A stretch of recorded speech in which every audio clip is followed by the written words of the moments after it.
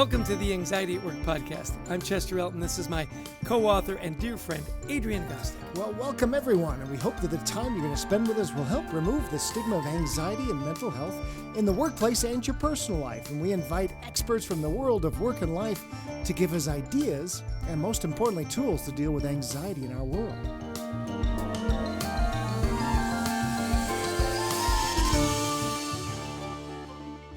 And our guest today is our new friend, Rachel McLeod, who is a mental health therapist and emotional wellness coach.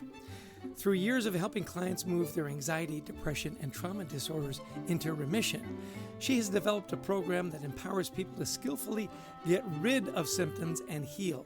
She is also the facilitator of the Facebook group Releasing the Baggage of Anxiety, Depression, and Traumatic Stress, where she delivers free training on leading interventions that help people get rid of symptoms, not just coping or managing them. Her mission is to empower people to do their own healing work effectively, safely, and skillfully. Welcome to the show, Rachel. We're delighted to have you on our humble podcast. Thank you for having me. This is great to have you on. Somebody with your expertise to be able to help us walk through these ideas of anxiety, trauma. So first off, give us a little background. Why did you choose this field to specialize in? You know, I don't have a great I don't have a great how I got there. I kind of was an athlete. I like people. I needed a job. I needed to do something while I was there. Like, it's not really phenomenal. I ended up getting a degree in social work because, again, I really liked people. And I want to see people do well. And I was a therapist, and I came out of grad school. I was a therapist, and I hated it. I was bad. People were not healing. And so here I was. I had done all this schoolwork, kind of like flying by the seat of my pants a little bit, but I paid attention. I got good grades. I was serious about this. And then I go out and I practice, and nobody's healing. It was awful.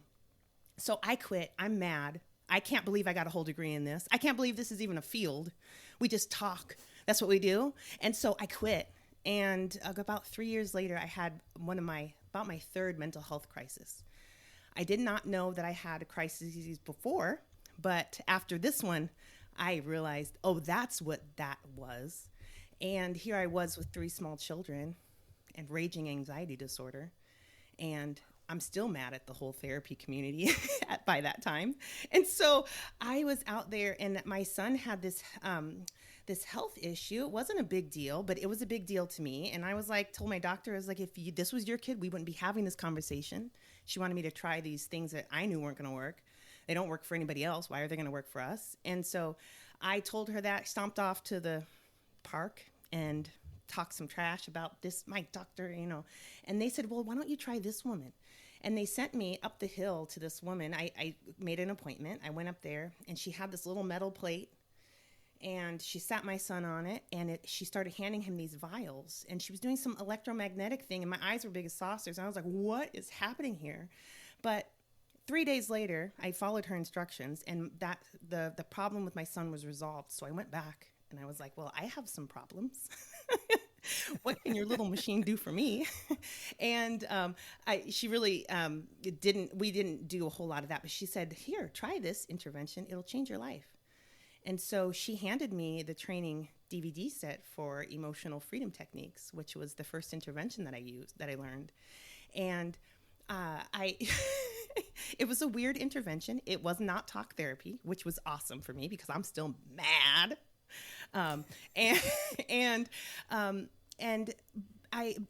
This woman kind of spooked me out. So if she had told me to stand on my head and count to 5, it'll help change your life, I would have done it. But so I'm watching this thing, you're tapping on different parts of your body. And so I'm like, okay, whatever. I get in bed that night. I didn't really try it out, but I get in bed that night and I have racing thoughts and I could not sleep. And I was having insomnia. I'd been having this for a long time. And so I tried this intervention then. And I'm tapping on the points in my body and on my hands. And I yawn. It took me like 30 seconds to figure out the points and tap on them. And then I was like, interesting. So I do it again. I knock out. I wake up the next morning. I didn't even decide to go to sleep. I just woke up and I had slept, and I was like, oh my gosh, like this is the thing. What else can I try this on? And so I started going after the symptoms that were showing up in my life. I was collecting jars. I had obsessive compulsive disorder. So I was collecting things. I had things organized. I had hangers, and I just had this whole elaborate way of trying to have control over my life, that I had lost lots of control over my life because the same process the brain uses to resolve symptoms of anxiety, depression, and traumatic stress is the same process it uses to make solutions in your life and to help you live well. And so since everything was broken down, that process was not completing for me. I was also not solving my problems, which was why I was in a mental health crisis and why my life was tanking, because I could not solve regular problems. And so I start using this on everything, and I just start healing, and I'm getting better, and I'm less confused, and my mind's clearing up, and so I tapped my way out of that problem, and I thought that tapping was emotional freedom techniques, also known as tapping now, was like the intervention. And so then I thought, well, I went back to work later because I was less mad at the industry, and I was working in a hospital, and I started having panic attacks at work because I was having to work on the cancer floor, and I was afraid of that at the time. And so I'd be at my office, and I'd see words, and I just like body parts like lungs or whatever, and I just panic. And I realized, why don't I try this tapping thing here? Why am I not doing this, right? So I quickly worked through the panic attacks I was having, and I ended up having a great time on that floor, that unit. And I started helping other people. I was like, I bet this would work. And so the hospital was letting me try this with people until they realized that anyway, they fired me. Yeah, I want to jump in because, there's going to be a lot of people listening, and you've had this, feedback already. They kind of go, this is a little out there for me. Absolutely. You tapped on yourself and you fell asleep. It's kind of like, Spock on Star Trek, zaps the guy and then he loses consciousness. You got over your skepticism. Clearly not, you haven't gotten over your rage. No, I'm good now. I'm good now. Yeah. Are you sure you don't want to talk about it? I'm just curious. The thing is how do you get people past that skepticism? Is it like you, do they actually have to experience it? Yeah. To get over that? I take them through an experience, but really with the interventions that I learned more interventions along the way. I learned that this is actually not the interventions. It's actually brains do this, resolve symptoms beautifully. They have a process for it. That process gets shut down because of brain function, and how we're designed. But when you help the survival system part of the brain to get along with the healing process that the rest of the body is doing, symptoms resolve. And so it's actually but what I like to do is give people an experience with the interventions. I was like, okay, what do you got going on? What's distressing you? Let's go. And we apply the intervention. Then it takes 30 seconds. So people really will do a before and after. How intense is it now on a scale of 0 to 10? Apply the intervention. How about now? Right. And I like to have them find the symptom in their body, because our body is experiencing our emotions just like we are. And so there's I want to say always, but there's usually a sensation in the body that goes along with it. And so we kind of quantify this, and then we do a before and after, and they're like, what just happened? Healthy brain function just happened, Because here's the thing, you've talked about it. People still have mental health issues after years and years of therapy and coaching, right? So there's obstacles to getting over those symptoms we face, right?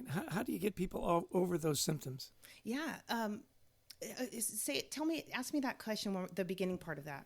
So, sure. Well, wait, you've already said, look, we've still got all these mental health issues, even after years of therapy and coaching. Well, okay. So this is my answer. The idea is, those obstacles. Yeah. How do you get them over those symptoms? How do you get them over We need the brain to solve these problems. A lot of times we try to tell the brain the solution, but the brain hasn't found its own solution. So it's like, I hear you, but we don't really believe you. And so if the brain doesn't, if only definitely, and that's like what happens in talk therapy is talking is the strategy for the front part of the brain. It's the prefrontal cortex's native language. And so talk therapy is for that part of the brain. That's not where the problem is. That part of the brain doesn't have the problem. We don't have logical problems with symptoms. We have emotional problems. We have physical problems, right? The racing heart, the ache in our stomach, the dread, the dissociation, the panic attacks. Like, that's not a logical problem. We logically know we don't need to panic right now. So what? Our whole body is moving in that direction. Everybody else doesn't know that. And so the work is really to use the brain's own process for the brain to learn that we don't need to panic here.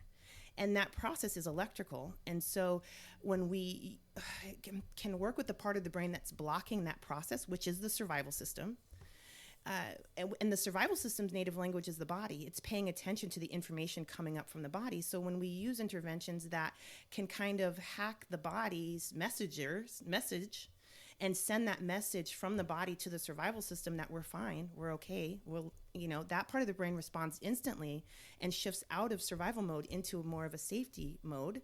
And that safety mode is where the healing pathways are unblocked. And so the healing process can quickly resolve things. And if you think about this being electrical, which is what we're working with, electrical communications with the nervous system, if you can get that survival system engaged for 30 seconds, that's a lot of electricity that can pass from the body, from the subconscious, from all parts of us into the front of the brain, where that's the part of the brain, that thinking center, that's the part of the brain that really sorts all this information out and really it helps the whole brain learn, right? And so once the information gets up there that this body is trying, like the sensation in our stomach, when that information, because it is information, it's not just a sensation in our body. It's usually memories. It's usually emotions.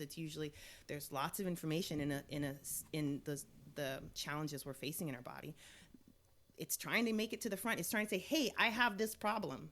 And the front of the brain really needs that information. And so when we get that survival system to let that information pass through, done. Symptoms are done. And they really, now the deal here is that if we just meet symptoms where they're at in our day, we will just be resolving symptoms where we're at, which is wonderful.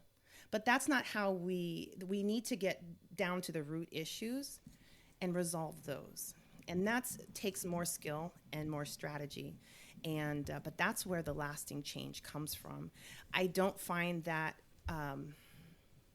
right, in talk therapy, you're really talking about stuff. You're not actually doing brain work, the brain work required to resolve the disorders or to resolve the symptoms. And I don't find that many people are really great at getting to the root issues. And that's a lot of the complaints I hear from people is that I just talk and talk and talk, but I don't feel like I'm getting anywhere. Or my therapist is like, where do you want to start today? I don't know where to start today. I don't know how to resolve symptoms. Don't you know how to, who here among us knows how to resolve this? And so there are really great strategies to really take a symptom. I can know exactly what we're going to work on.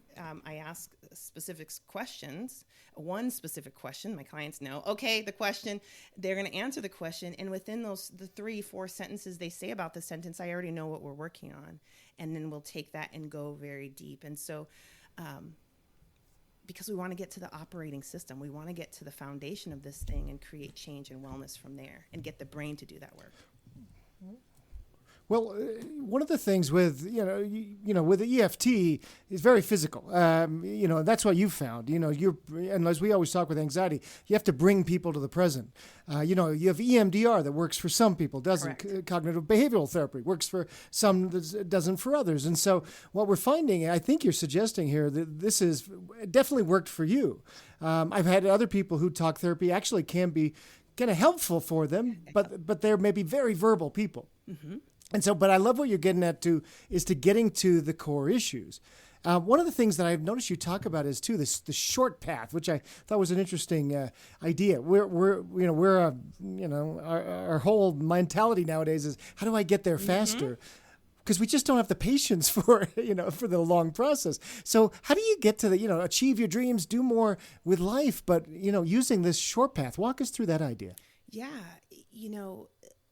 the brain always, our brain is trying to help us resolve things just like we are. I mean, it wants us. We don't think that when we have anxiety, depression, or traumatic stress. We think our brain is torturing us. It's just against us. It wants to beat us. It's beat us down with the anxiety, depression, all the pain sticks, you know.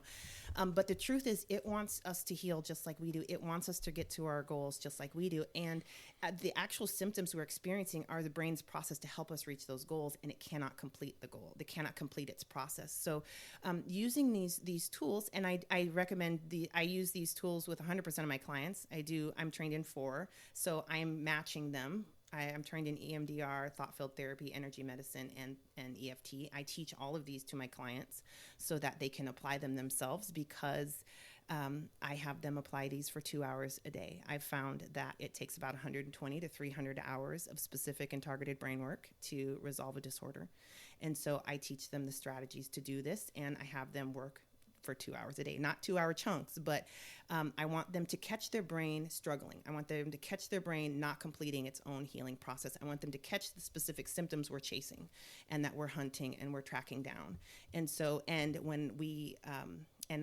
Over the years, I've developed a process to be able to teach them how to find their own symptoms and then to apply the interventions. Applying the interventions is the easiest piece of this. It really is about finding the root issue.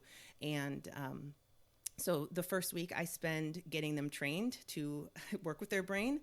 The second week we dive into more of the deeper, more complex issues. And then I teach them advanced skills for that. So we stay on the deeper, more complex issues for about 2 weeks there. So week 2 and 3.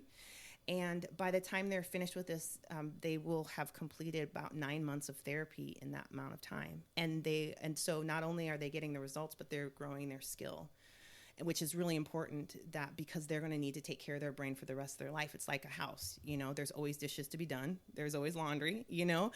So, and if your brain is doing great with that, great. But if it's not, I want my clients to be able, and I want everyone to be able to step in and help their brain out. So, you know, the analogy of the house is a good one, because there's always a bathroom needs to be fixed, right? Totally. At least that's my house. Hey, I really enjoyed the fact that you said symptoms of anxiety, depression, or traumatic stress. They're actually opportunities for expansion. Totally. You know, explain that a little bit, because when people are in traumatic stress and they're anxious, I don't think they're thinking, ooh, good, this is going to be a chance to grow and develop. So explain that a little bit. Well, as you practice this, 100% of my clients get to that point where they're like, oh, here we go. Here's our opportunity. But what happens is these symptoms, if you, they highlight or they point, they're like access points to malfunctioning brain processes. Right? We experience them at the top as being horrible or awful, but really, if we come under them quite a bit, we can see where the brain is malfunctioning or misassociating, right? And so, let me use an example. I had a client. I worked with somebody who would have panic attacks in the shower. And so it had to do, we were able to narrow that down quickly. It had to do with the fog, the air quality, right?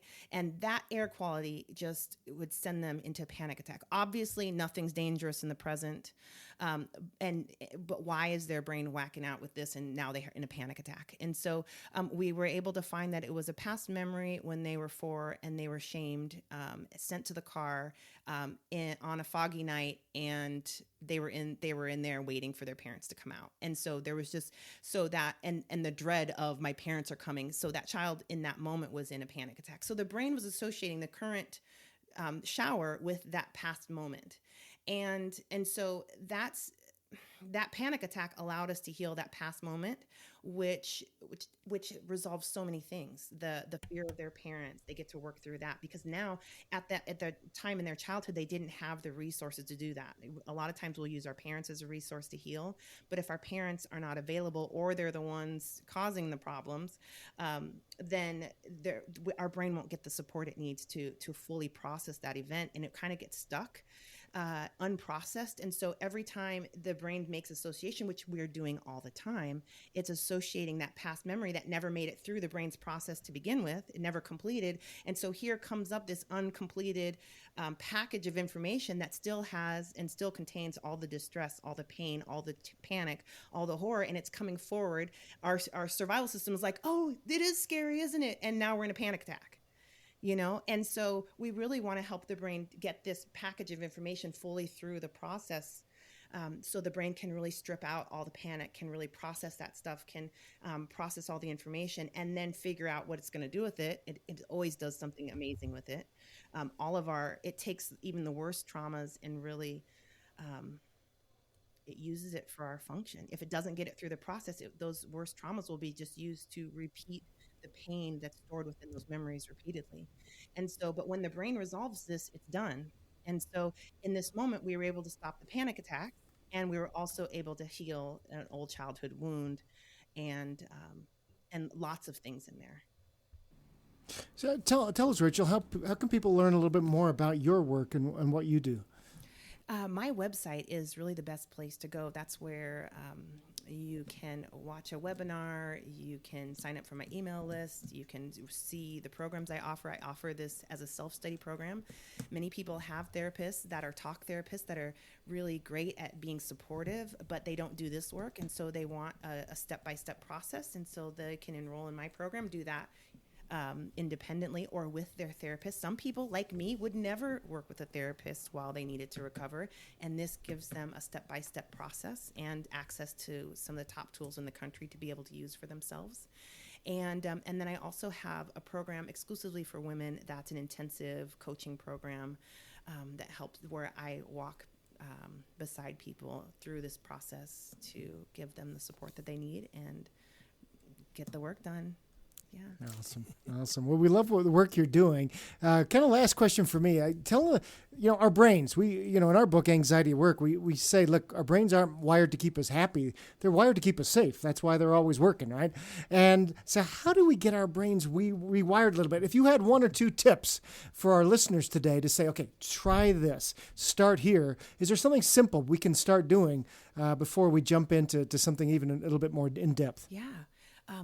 Pick up an intervention that works specifically with the survival system. That's actually the part of the brain it's kind of the only part of the brain that wants us to be safe. That's its whole job. And it has the ability to override every other process. The front of our brain, I'm sure, wants us to be organized and functional, and the rest of our brains want us to be happy and creative. But that part, if it decides this is safe, this is not safe, the party's over. Right? So we really want to VIP and like special care this part of the brain. And we want to speak its native language. We want to cater to it. We want to support it. We want to keep it accurate. And these interventions, there's many of them. And I'm only trained in 4. But we need to use the body to communicate with that part of the brain. And so breath work is fantastic. Yoga is great. Acupuncture. There's all these methods of really sending those methods in and those messages, that message of comfort in and really getting the survival system on team safe and team happy.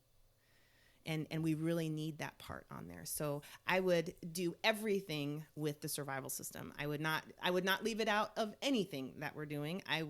How were we here on this date? How survival system, how are you doing in this therapy session? How are you doing driving? And it has a whole way of communicating. So learn about that, make your survival system happy, and these tools are really easy and quick to learn to do that. That's great. Quick question, my last question for you is, so walk us through some of your daily practices to keep yourself as happy and vibrant as you clearly are in this moment. Give us a couple of tips. What are some of the things that keep you happy and engaged and in a good wellness spot? Yeah, gosh, I use my own program. I love it. I'm the first graduate of it. So I like little parts of it. I will grab the very first, I'm a big fan of the very first exercise. It really just helps me organize my brain and go.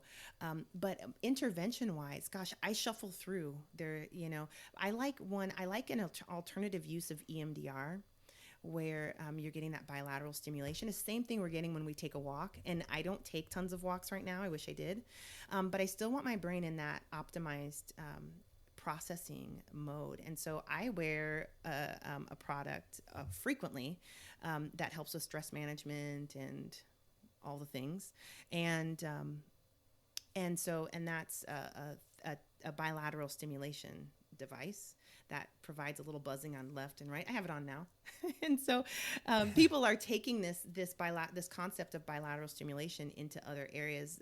The autistic community is loving this. There's professionals are using it, and we're just really wanting to support our brain in different ways. So that's my favorite thing to do right now.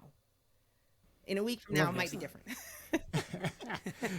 Hey, if you had one last thing to share with us that maybe we haven't talked about yet, especially as regards to the workplace and we're getting to work, people are going into work and it's stressful, COVID, et cetera. What would you kind of one takeaway for the working brain? Give us something that we can work with here.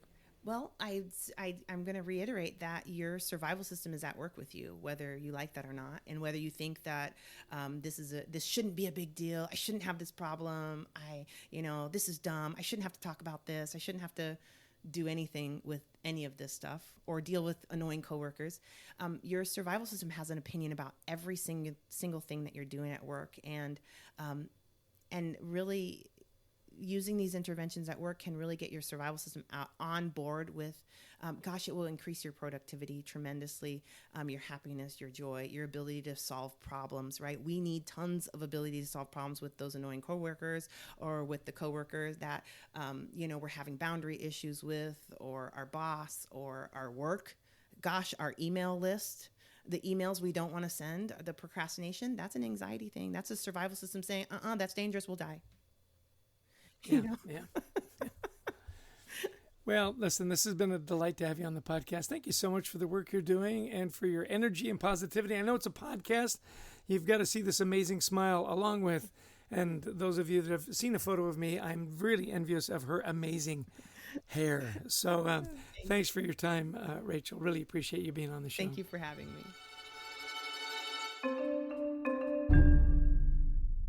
Well, Adrian, really interesting conversation. A little different take than most of our guests. I'm curious, what were some of your key takeaways? Well, what I really was drawn to at the very beginning, I mean, obviously Rachel's expert in therapy techniques that are a little different, which is good. Because sometimes people are what we call, treatment resistant to anxiety, depression, and they don't really know why. And as she was with talk therapy, it just wasn't working for her. Sometimes people are medication resistant. There are different ways you have to try. This idea of EFT or the tapping process, the EMDR. Some people react in very visual or body stimulating ways, and that's okay. The point is that I think the overall point is don't give up. Because a lot of people do. They go, well, I tried Prozac. It didn't work. Great. Well, there are about 4,000 other medications.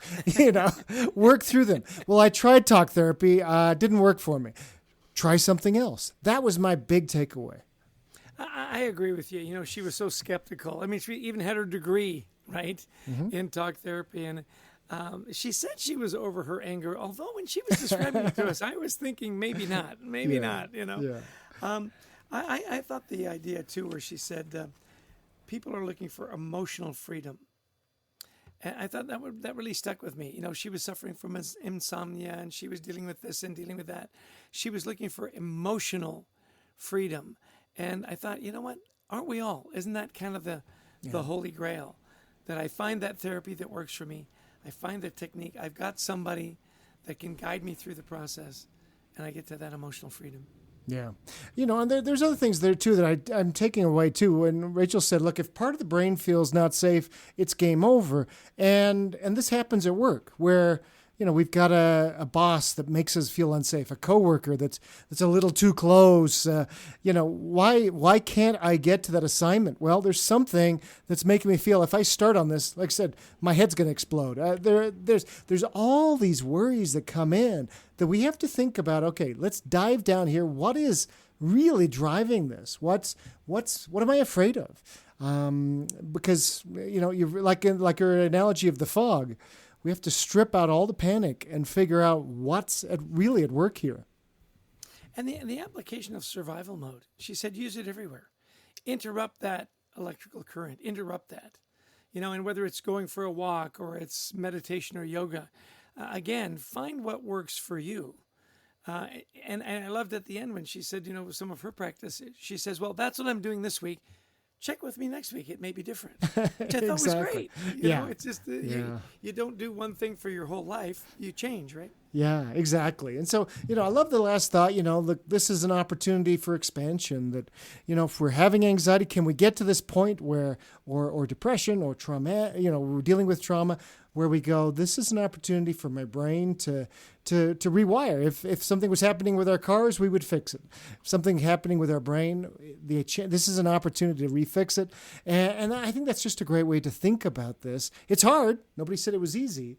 But that's our challenge. So, some really good ideas today. We want to thank Rachel for being on the show. A big thanks to our producer, Brent Klein, to Christy Lawrence, who helps us find such great guests, and to all of you who've listened in. Yeah, and if you like the podcast, please share it.